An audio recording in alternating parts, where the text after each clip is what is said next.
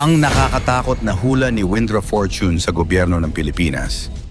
Nakakakilabot na hula na naman ang ibinahagi ni Windra Fortune o Ate Windra tungkol sa ating gobyerno sa Pilipinas.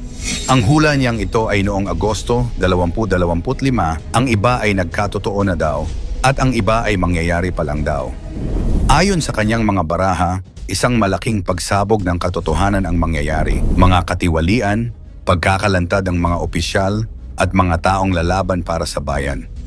Ayon kay Windra, huwag susuko ang mga mamamayan dahil lalabas ang katotohanan. Kaya heto na ang 10 nakakakilabot na hula ni Windra Fortune tungkol sa gobyerno ng Pilipinas. Pang-10, ang lihim na DPWH scandal. Ayon kay Windra, may isang taong malapit sa DPWH na sangkot sa malaking anomalya sa pera. Sabi niya, ang dami ng ipinamudmod, ipinamigay, at ito raw ay mabubuko sa harap ng publiko. Kasama umano rito ang isang babae at isang lalaki at magiging simula ng pelikulang Sarsuela ng katiwalian sa gobyerno. Mabubunyag kung saan talaga napunta ang pondo ng bayan. Pang-9, malapit sa presidente. Isiniwalat din ni Windra na ang taong ito ay malapit mismo sa Pangulo at sa asawa ng Pangulo. Ito raw ang dahilan kung bakit mas lalong lalaki ang iskandalo. Sabi ni Windra, mabubuko kung sino ang tunay na may hawak ng kaban ng bayan. Ang katotohanan ito raw ay magiging malaking kahihiyan sa kasalukuyang administrasyon. Pang-8, ang 6 na nakikinabang sa kaban ng yaman. Sabi niya, iilan lang daw ang tunay na nakikinabang sa yaman ng bansa, 1, 2, 3, hanggang 6 na tao. Sila raw ang may control sa kaban ng bayan. Ngunit may 5 matitibay na Pilipinong mapagmahal sa bayan ang bubuo ng isang panukala para maibunyag ang katotohanan. Ito raw ang simula ng pagbangon ng Pilipinas. Pang-7, ang abogadong nanganganib. May isa raw abogadong lalaki na gustong ilantad ang katotohanan. Ngunit babala ni Windra, may nagtatangka sa kanyang buhay. Ang taong ito raw ay dapat ipanalangin at ingatan dahil siya ang magiging susi ng katotohanan laban sa katiwalian. Pang-6, pagkagising ng bayan. Sabi ni Windra, nagigising na po ang mga tulog. Marami raw Pilipinong mamumulat at makikibaka upang ilantad ang mga irregularidad sa gobyerno. Marami ang maglalakas loob na tumestigo laban sa mga makapangyarihan. Pang-5, panawagan para kay Duterte. Isa sa pinakadirektang sinabi ni Windra ay ang panawagan na maibalik ang dating Pangulong Rodrigo Duterte. Sabi niya, ang dating presidente ay dapat maibalik dahil siya ay nasa linya ng universal power. Ayon sa kanya, si Duterte raw ay walang kasalanan. Lalabas ang mga testigo na maglilinis ng kanyang pangalan. Pang-4, ang pagtatangka na itago ang katotohanan. Babala ni Windra, may mga gumagawa ng mga drama at kwento para ilipat ang atensyon ng publiko sa ibang issue. Ngunit kahit anong pagtatakip, sabi niya, hindi na po kasi universe na po ang gumagalaw. Ibig sabihin, ang tadhana na mismo ang kikilos upang mabunyag ang katotohanan. Pang-8, pag-angat ng bagong mga leader. Hula ni Windra, may magsusulputang mga bagong senador at congressman na tunay na makabayan. Sila raw ang magsasama-sama para ayusin ang gobyerno at labanan ng korupsyon. Ang mga ito ay mabubuting tao na dadalhin ang good energy ng universe. Ayon pa sa kanya, isa sa mga titingalain ng bayan ay si Senator Chis Escudero dahil hindi siya nagpailalim sa mga utos at nanindigan sa tama. Pangalawa, ang inosenteng babae. May isang babaeng leader daw na pinipiringan at pinipilit itali ng mga kalaban. Sabi ni Windra, nakapiring siya pero makakalaya rin. Ito raw ay tumutukoy sa kasalukuyang vice-presidente na anyay walang kinalaman sa mga katiwalian sa budget. Sa tamang panahon, lalabas ang katotohanan at lilinis ang kanyang pangalan. At ang ating number 1, muling pagbangon ng Pilipinas. Sa huli, sinabi ni Windra na muling babangon ng Pilipinas. 3 malalaking problema daw ang masusolusyonan bago matapos ang termino ng kasalukuyang Pangulo. Kasama rito ang pagbubunyag ng mga katiwalian, hustisya sa mga inosente, at pagbabalik ng tiwala ng taong bayan. Sabi ni Windra, magtatagumpay po ang Pilipinas dahil ang universe na mismo ang kikilos para sa katotohanan. Mangyari man o hindi ang mga hulang ito sa politika sa Pilipinas, lagi nating tandaan, sa Diyos lamang tayo magtiwala, hindi sa mga manghuhula. Ang nakakatakot at nakakakilabot na hula ni Jovi Vargas, isang kilalang manghuhula na may matinding mga pahayag tungkol sa politika at hinaharap ng bansa. Ang 10 Political at Environmental Predictions ni Vargas Part 2. Pang-10, ang pagbagsak ng ilang eroplano. Isa sa mga prediction ni Vargas ay ang pagbagsak ng 5 maliliit na eroplano sa loob ng taon.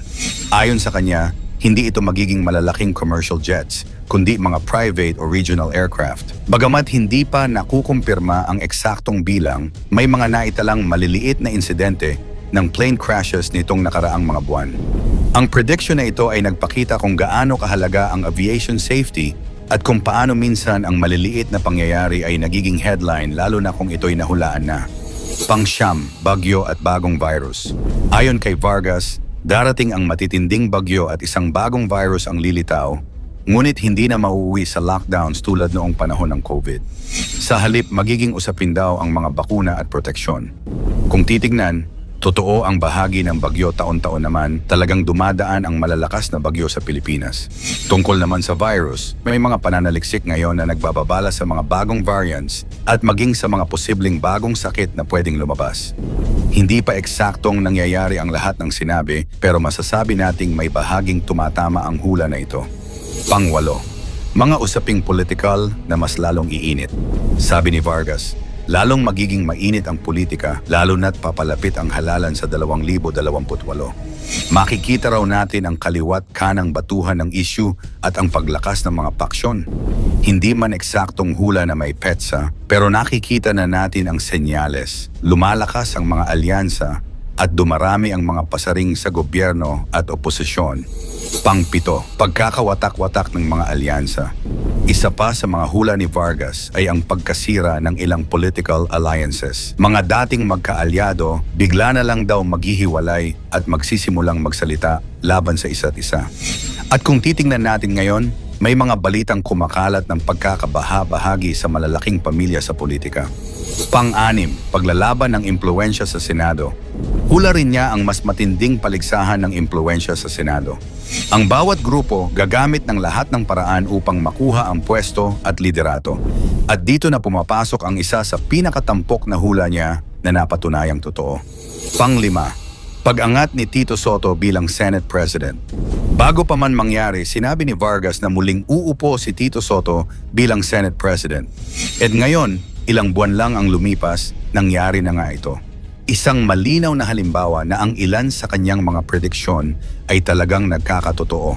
Pang-4, mga usaping pandaigdig na may epekto sa Pilipinas.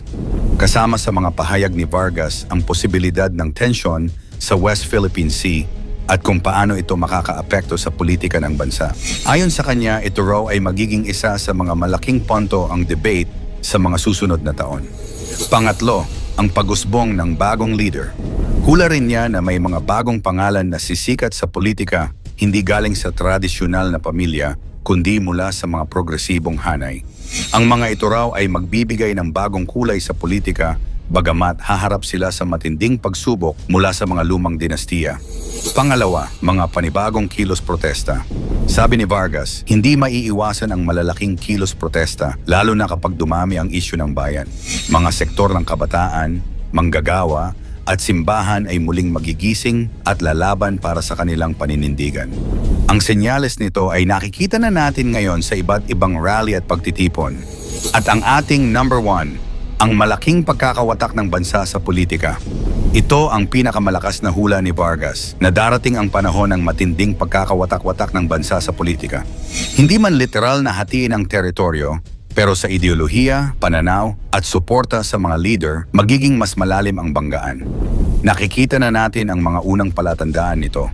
Mula sa sagupaan ng mga partido, bangayan sa social media, at patuloy na pag-init ng halalan. Kung mangyayari nga ito, magiging isa sa pinakamalaking pagsubok ng ating bayan. Tandaan natin, mangyari man o hindi ang mga hula sa kataas-taasang Diyos lamang tayo magtiwala, hindi sa manghuhula. Ano ang masasabi mo sa mga hulang ito? Magkatotoo kaya ang mga predicsyong ito? O pananakot lamang? I-komento mo naman sa ibaba, i-like ang video, i-share mo na rin sa iba. Salamat at God bless.